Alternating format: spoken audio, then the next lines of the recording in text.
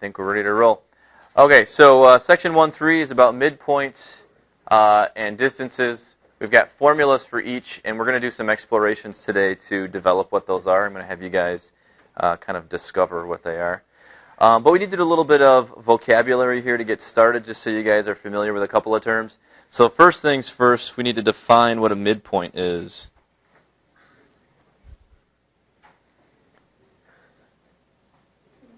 And very simply, a midpoint is a point that divides a segment into two congruent segments.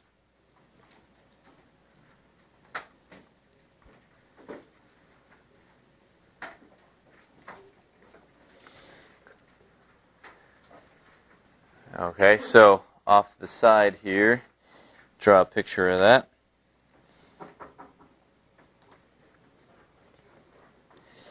All right, so let's say I got segment AB.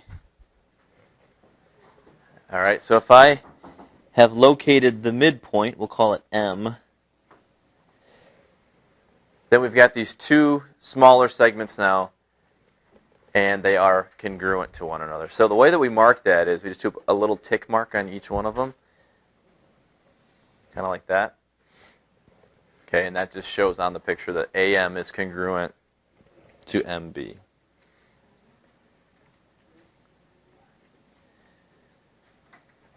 Okay, so their lengths are the same, right? We talked about that yesterday. Okay, so when we're talking midpoints, we also need to talk about bisectors.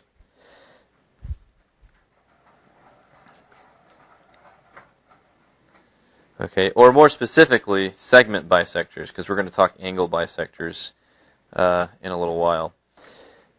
So a segment bisector, it could be a ray, a line, a segment, etc. That intersects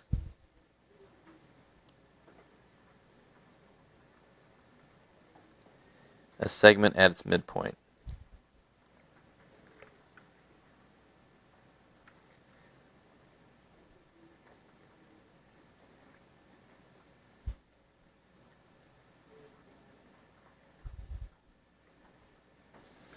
So one of the kind of questions you're going to be asked in your homework is they're going to give you a picture and ask you to identify the bisector.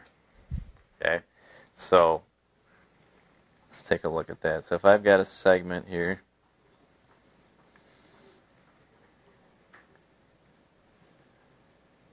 I'll put a ray on it here. So let's say C, D, E, F, and those are congruent. Okay, so first of all, in that picture then, identify for me the midpoint. Where's the midpoint? Yeah, D. Okay, so if D is the midpoint, where's the bisector? What is the bisector? Yeah. F. Not just the point F. It's the entire object. Yeah, it's DF, right? It's the ray DF, that whole thing. Remember I said it could be a ray, a line, a segment. Okay, it's not just a point, but it's one of those other objects that's kind of cutting through the segment, hitting at its midpoint. So for this one, yeah, the bisector is the ray DF.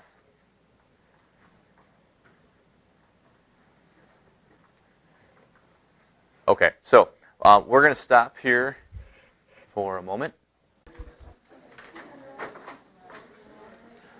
Okay, so midpoint formula.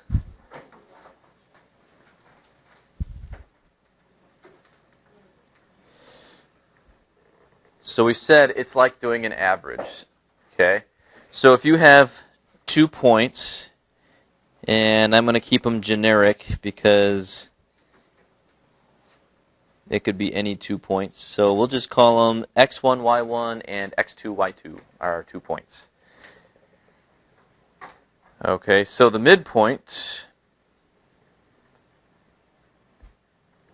is another ordered pair. Okay, so we got the parentheses. Leave yourself a little bit of room here, though. And we want to average the x's and average the y's. That's going to put us in the middle.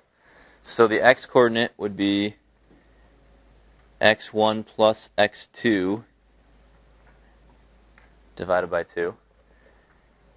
And the new y-coordinate would be y1 plus y2 divided by 2. And that's it. Okay, so we're going to practice this a little bit. So I'll give you a couple of ordered pairs, see if we can just plug the numbers into the formula real quick and get what the midpoint would be. Otherwise, you could, I suppose, graph the thing and try the little counting the boxes deal. But the formula is, I think, a little bit easier in this case. So you don't have to mess with the graph. Okay, so find the midpoint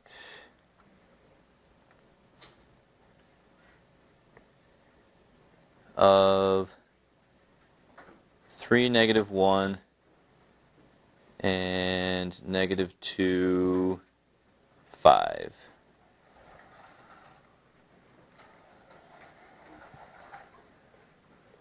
Okay, so it's just doing a substitution. Take the 4 numbers, boom, boom, boom, boom, plug them in, crunch the numbers on them, and then see what we have. Okay, so this is like your x1, y1, your x2, your y2, okay, in these 2 points. So if I add my x's and divide by 2, I got 3 plus -2 divided by 2. And then I'm going to average my y's. So -1 plus 5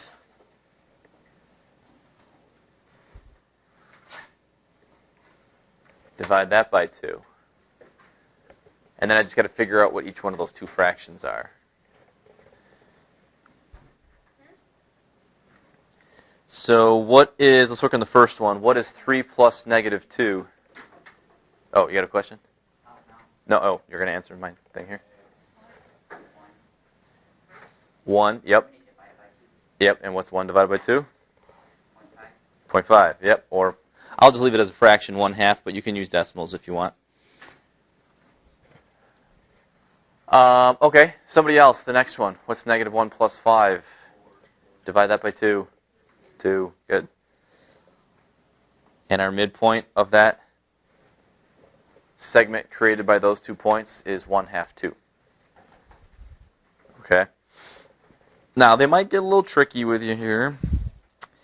And maybe instead of giving you 2 endpoints, they give you an endpoint of the segment, and they give you the midpoint, and they want you to find the other endpoint. Okay? So, like, I'll draw a picture with this one to clarify a little bit. So let's say this point is at -4, -3. This point is at 0, 5. And then this one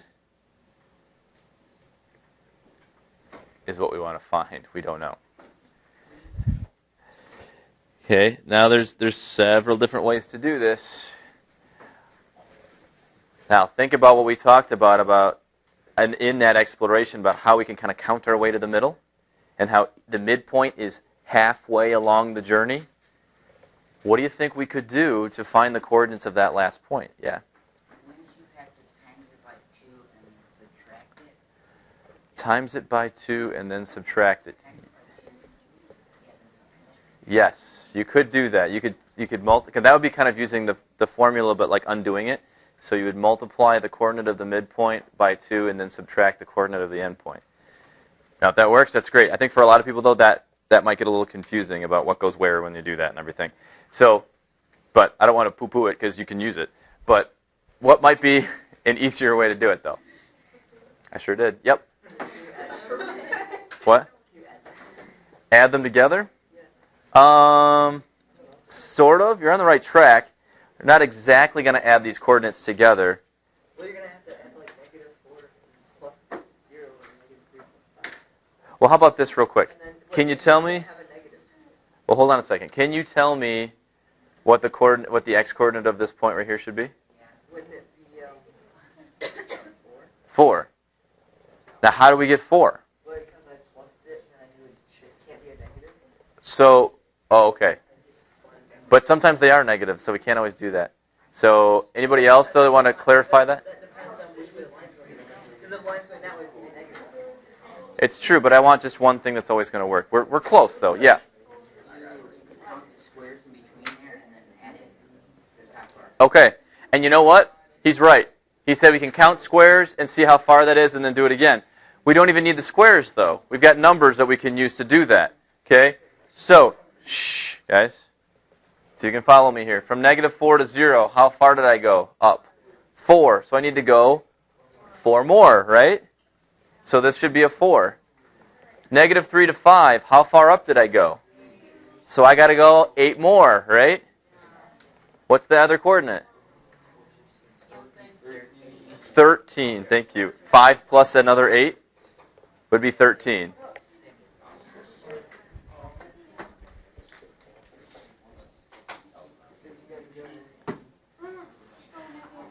All right, so shh. Here's how I showed one of my classes in the past, and it seemed to work pretty well. I lined them up. I put the midpoint in the middle, and then we talked about how far are you going from each one. So from -4 to 0, I went 4. From -3 to 5, I went 8. Then I got to do it again. Another 4. Another 8. 0 plus 4. 4. 5 plus 8. 13. Okay, so your other endpoint is 413. Okay, you're just counting up. Go the same distance you went from the one endpoint to the midpoint, do it again, and that'll get you to the other endpoint, okay? All right, I'm going to stop this.